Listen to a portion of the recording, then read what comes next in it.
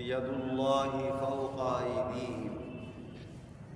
اللہ تبارک و تعالی اپنے کلام عظیم میں ارشاد فرما رہا ہے کہ اے نبی مکرم صلی اللہ علیہ وسلم، بے شک جو لوگ آپ کے ہاتھوں میں اپنے ہاتھ دے کر آپ سے بیعت کرتے ہیں تو وہ حقیقت میں اللہ سے بیعت کر لیتے ہیں۔ جب آپ ان کے ہاتھوں میں اپنا ہاتھ رکھتے ہیں تو دیکھنے میں آپ کا ہاتھ ہوتا ہے، مگر ان کے ہاتھوں پر حقیقت میں وہ اللہ کا ہاتھ ہوتا ہے۔ اللہ تبارک و تعالی نے اپنے مقرب اور محبوب بندوں کی کتنی بڑی اس آیت میں فضیلت بیان فرمائی کہ بڑے خوش نصیب ہیں وہ اللہ کے بندے جنہیں اللہ کے ان مقبول بندوں سے بحالت ایمان ملاقات کا شرف حاصل ہو جائے اور پھر ان کے ہاتھوں میں ہاتھ دینے کا موقع مل جائے، چاہے مسافہ کرنے کے اعتبار سے ہو، چاہے مرید ہونے کے اعتبار سے ہو، تو اللہ فرماتا ہے کہ تم نے میرے ان مقبول بندے کے ہاتھ میں نہیں بلکہ میرے ہاتھوں میں ہاتھ دیا۔ اور یہ قرآن پاک کی آیت ہے۔ اور حدیث پاک بخاری شریف کی مستند روایت یہ ہے جس کو حضرت ابو ہریرہ رضی اللہ عنہ روایت فرماتے ہیں کہ حضور صلی اللہ علیہ وسلم نے ارشاد فرمایا، من عاد لی ولیا فقد آذنتہ بالحرب، جو میرے کسی ولی سے دشمنی رکھتا ہے تو اس سے میرا اعلان جنگ ہے۔ تو اللہ تعالیٰ اپنے ولیوں کو، اپنے دوستوں کو اپنا ایسا مقرب اور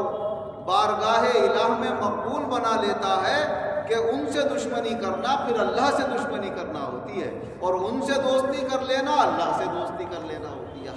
ہر چیز کا ایک اپوزٹ اور ایک اس کی ضد ہوتی ہے، جس سے تعرف الاشیاء بازدادہا، چیزیں اپنی ضدوں سے پہچانی جاتی ہیں۔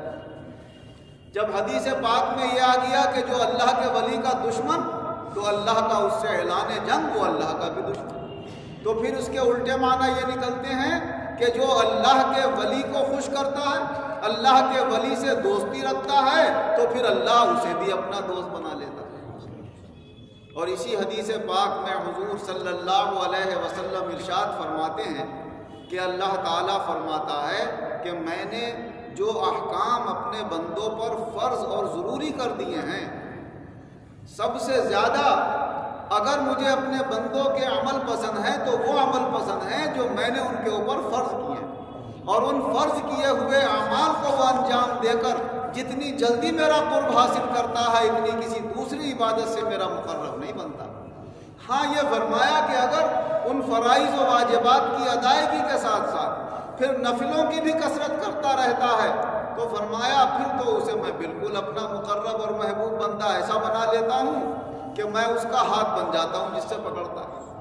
میں اس کے کان بن جاتا ہوں جس سے وہ سنتا ہے، میں اس کی آنکھیں بن جاتا ہوں جس سے وہ دیکھتا ہے، میں اس کا قدم بن جاتا ہوں جس سے وہ چلتا ہے۔ وہ فرمایا میرا وہ بندہ پھر جو مجھ سے مانگتا ہے میں اسے عطا کرتا ہوں۔ اگر کہتا ہے مولا میری مغفرت کر دے تو میں مغفرت کر دیتا ہوں، کہتا ہے مجھے روزی عطا فرما دے تو روزی عطا فرما دیتا ہوں، اور کسی اور کے لیے جب دعائیں کرے گا تو اللہ تعالیٰ اس کے لیے قبول فرمائے گا، کیونکہ اللہ فرماتا ہے کہ پھر میرا بندہ جو مانگتا ہے میں اسے عطا کر دیتا ہوں۔ فرمایا مجھے اپنا ایسا بندہ اتنا پسند ہے کہ دیکھو جب موت کسی کی آتی ہے تو وہ موت کو ناپسند کرتا ہے، موت کے وقت اسے تکلیف بھی ہوتی ہے، پریشانی بھی ہوتی ہے۔ اگر میں نے یہ اپنا اٹل فیصلہ نہ لکھ دیا ہوتا کہ موت تو ہر ایک کو آنا ہے، تو فرمایا اپنے محبوب بندے کو میں موت نہ دیتا، کیونکہ وہ اسے برا سمجھ رہا ہے، ناپسند کر رہا ہے، مگر میرا فیصلہ ہو چکا ہے، اس راستے سے تو سب کو گزرنا، اور آخرت کی نعمتیں اسی راستے سے گزرنے پر موقوف ہیں۔ جب تک اس راستے سے نہیں گزرے گا تو آخرت میں جو بڑی نعمتیں اللہ نے رکھی ہیں وہ کیسے اس کے بندوں کو ملیں گی۔ تو قرآن پاک کی یہ آیت اور حضور صلی اللہ علیہ وسلم کی مبارک یہ حدیث بتا رہی ہے کہ جو اللہ کے مقرب اور محبوب بندے ہوتے ہیں وہ اللہ کو بہت پسند ہوتے ہیں، اور جو ان سے اپنا تعلق بڑھا لیتا ہے حقیقت میں وہ اللہ سے اپنا تعلق بڑھا لیتا ہے اور اللہ کا مقرب اور محبوب بن جاتا ہے۔ اس حقیقت کو صاحب نظر بہت پہچانتے ہیں،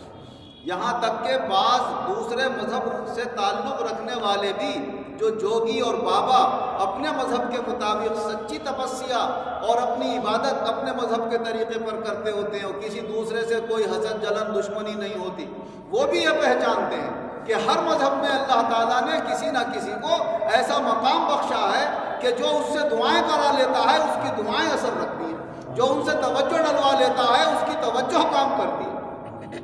حضرت سیدنا فیض بخش شاہ درگاہی محبوب الہی رحمۃ اللہ علیہ کا جذبی عالم کا وہ وقت تقریباً 15 سال سے بھی زیادہ کا ککرالہ کے قریب گزرا، اور وہاں پر بڑے بڑے مسلم اور غیر مسلم آپ سے بہت فیض یاب ہوئے۔ وہیں پر تقریباً ککرالہ سے 12 کلومیٹر فاصلے پر ایک دریائے گنگا کے کنارے پر ایک بہت بڑا بابا جس کا نام راج گرو تھا وہ وہاں پر رہا کرتا تھا، اور حضرت رامپور جب تشریف لے آئے تھے اور یہاں سے کبھی کبھی وہاں پر جایا کرتے تھے لوگوں سے ملاقات کرنے کے لیے، تو جب اس راج گرو کو خبر ملتی تھی تو فوراً پیدل چل کر وہاں سے حضرت کی خدمت میں حاضر ہوتا تھا اور کہتا تھا حضرت میری طرف توجہ رکھنا، مشکل وقت میں میرے کام آنا۔ اور اس کا مشکل وقت کیا ہوتا تھا؟ وہ 5 سال میں 10 سال میں 8 سال میں اپنے چیلوں کو جمع کر کے ان سے کہتا تھا کہ میرے لیے قبر کھود، اور قبر کھدوا کے وہاں پر حفظ دم کیا کرتا تھا اور اوپر سے پٹوا لیا کرتا تھا قبر۔ جتنے دن بھی اسے رہنا ہوتا تھا 40 دن 6 مہینے تک اس کے اندر کبھی کبھی وہ بند رہا کرتا تھا، نہ کھانا نہ پینا کچھ نہیں کرنا، اور وہاں پر اس کے اپنے مذہب کے مطابق وہ کیا کرتا تھا وہ جانا، مگر اس قبر میں جانے سے پہلے حضرت کا انتظار کرتا ہوتا کہ جب حضرت آ جائیں گے تو پہلے حضرت سے درخواست کروں گا کہ بھائی میرے مشکل وقت ہوتا ہے وہاں پر ذرا توجہ رکھنا میری طرف۔ تو جب توجہ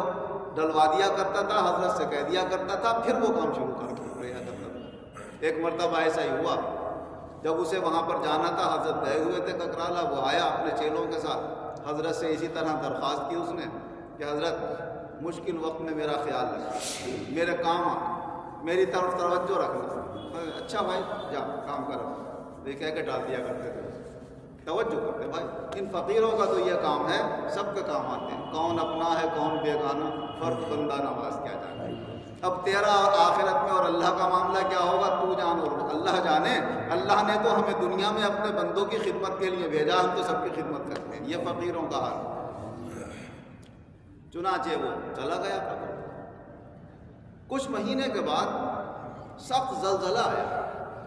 حضرت شاہ امام الدین خان صاحب رحمۃ اللہ علیہ جنہوں نے یہ واقعہ اپنی کتاب میں لکھا اور فرماتے ہیں میں نے بھی وہ زمانہ دیکھا جو زلزلہ آیا تھا، تو بہت ساری جگہوں پر جہاں گڑھے تھے پہلے سے زلزلے سے ہل کر مٹی اس کے اندر سما گئی تھی اور گڑھے ختم ہو گئے تھے، اور جہاں پہلے سے ریت تھی ریت کے ٹیلے وہاں سے بہہ کر وہاں پانی آ گیا تھا۔ تو یہ عالم اس زلزلے کا ہوا۔ جب وہ زلزلہ رکا تو رکنے کے چند دن بعد حضرت نے ایک دم گھبرا کے اپنے کسی مرید سے فرمایا، ارے وہ راج گرو ہم سے کہہ گیا تھا کہ میں جب کسی پریشانی میں ہوں تو حضرت میری طرف توجہ کرنا، وہ اپنی قبر میں دفن ہے اور اس کی قبر میں پانی آ گیا، اگر اسے نہیں نکالا گیا تو ڈوب کے مر جائے گا، جلدی سے جاؤ اور اس کے چیلے سے جا کر کرو۔ حضرت پہنچے ہوئے تھے ککرالہ اس زمانے میں، وہ 12 کلومیٹر کا راستہ۔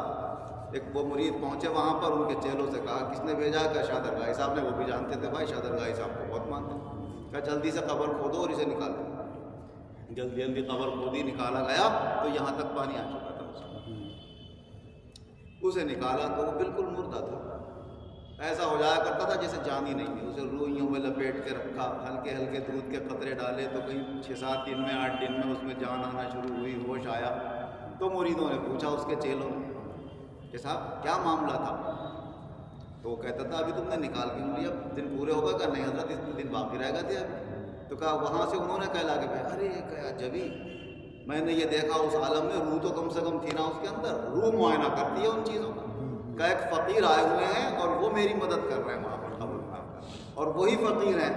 شاہ درگاہی محبوب الہی رحمۃ اللہ علیہ۔ تو یہ ان حضرات کا حال ہے کہ جو پہچاننے والے اہل نظر وہ خوب مان لیتے ہیں، اور جو نہیں پہچانتے ہیں وہ کہتے ہیں بھائی ہم کس کو جانیں، ہم کس کو پہچانیں، ہم کس کے قریب جائیں۔ اللہ کہتا ہے جوتے کا تسمہ بھی مانگو تو مجھ سے مانگو، تو پھر ہمیں کسی کو واسطہ وسیلہ بنانے کی کیا ضرورت ہے؟ مانگو گے تو اللہ ہی سے، دینے والا اللہ ہی ہے، مگر اللہ ہی تو فرما رہا ہے کہ میرے مقرب بندوں کا ہاتھ میرا ہاتھ ہے، ان کی زبان میری زبان ہے، اور میرے مقرب بندے جو کہتے ہیں میں اسے پورا کر دیتا ہوں۔ تو یہ بھی اللہ نے فرمایا کہ جوتے کا تسمہ بھی مجھ سے مانگو، اور یہ بھی اللہ نے فرمایا کہ میرے مقرب بندوں کو میرے دربار میں وسیلہ اور واسطہ بناؤ۔ ایک بات تو ہم اللہ کی مان رہے ہیں، ایک نہیں مان رہے، ہم کہتے ہیں دونوں مانگو اللہ ہی سے، مگر اللہ کے مقرب اور محبوب بندوں سے محبت رکھو، ان سے تعلق بڑھاؤ، ان کا تعلق بھی اللہ ہی کا تعلق ہے۔ اللہ ہمیں یہ حقیقت قرآن و حدیث کی روشنی میں پہچاننے کی توفیق عطا فرمائے، معرفت عطا فرمائے، جہالت اور گمراہی اور ناسمجھی کو اللہ دور فرمائے، اور اپنے مقرب بندوں کے صدقے میں دونوں جہان میں ہم سب مسلمانوں کو شاندار کامیابی عطا فرمائے، سب مخلوق پر رحمت کرم، آمین۔ الحمد للہ رب العالمین والعاقبۃ للمتقین والصلاة والسلام علی خیر خلقہ محمد وآلہ واصحابہ اجمعین۔ اے اللہ ہمارے گناہوں کو معاف فرما، آئندہ گناہوں سے بچنے کی توفیق عطا فرما، ہمارے ایمانوں کو مضبوط فرما، نیک اعمال کی توفیق عطا فرما، گناہوں کے کاموں سے، گناہوں کی باتوں سے ہمیں بچنے کی توفیق عطا فرما۔ جو بیمار ہیں انہیں شفا عطا فرما، جو قرض دار ہیں انہیں قرضوں سے نجات عطا فرما، جو بے روزگار ہیں انہیں اچھے روزگار عطا فرما، جو برسر روزگار ہیں ان کے روزگاروں کو قائم رکھ، ان میں خیر و برکت و ترقی عطا فرما۔ اپنے ذات و صفات پر، اپنے رسول صلی اللہ علیہ وسلم کے ذات و صفات پر، اپنے دین پر، اپنے مقبول بندوں کی عنایت پر ہمارا کامل بھروسہ، کامل ایمان قائم فرما۔ دونوں جہان میں ایمان و عزت کے ساتھ ہم سب کو شاندار